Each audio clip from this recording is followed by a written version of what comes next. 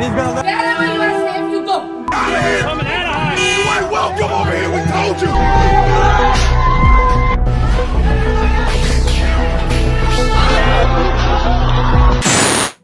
Everyone seems angry all the time.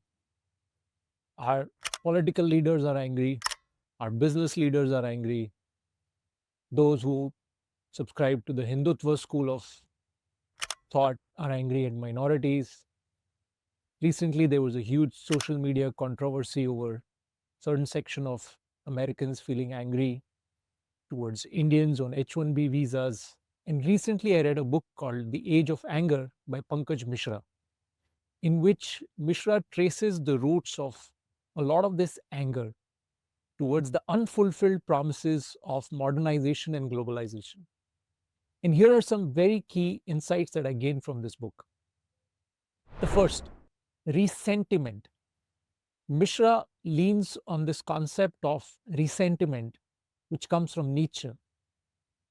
And it talks about the resentment that people feel when they perceive that they've been left behind or haven't earned the just fruits of their hard work. And often, this feeling of being left behind or disempowered turns outwards and creates resentment towards others. And this resentment can play out as frustration on social media at one end and extremist ideologies on the other end.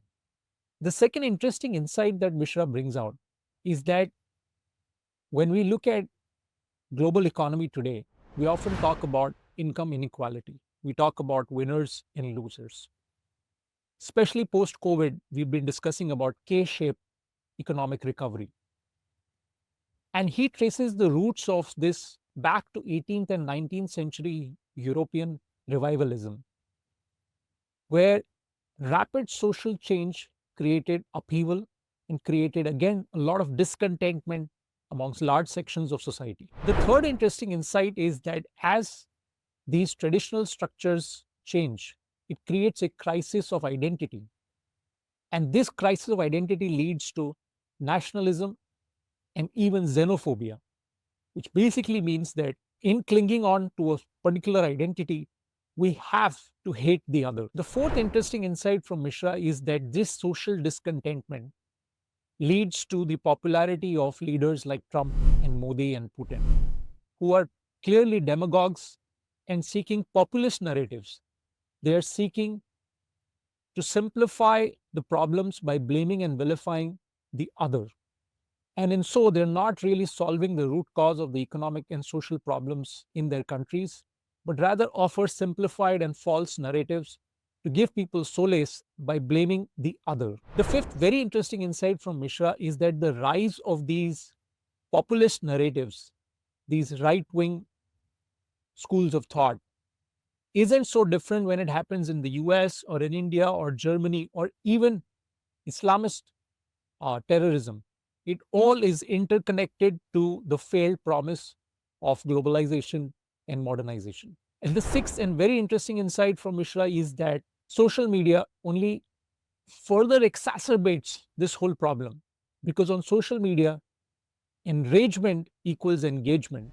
And in driving more engagement, the algorithms popularize more of the rage and ranting content, and that drives more engagement and only further perpetuates a vicious cycle. In the end, Mishra does not offer any real solutions to all of these problems, but it is very interesting how he links our current situation with the 18th and 19th century economic and social changes that happened in Europe, and how what's happening now is not very different from what happened back then.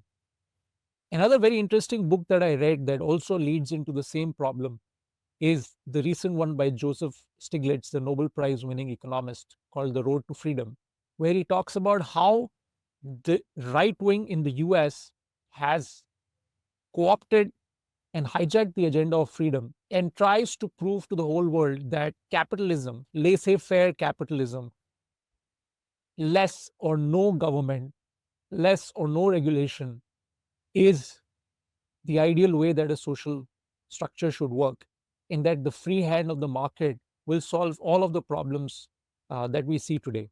And Stiglitz argues that that is absolutely not the case, In fact, there are no perfect markets. There are no perfect invisible hand of the market, as Adam Smith said. And so there is a need for a balanced, progressive capitalism that can address the problems that we face today as society while still ensuring that humanity progresses. So I hope you found this video useful, and I definitely recommend Age of Anger by Pankaj Mishra.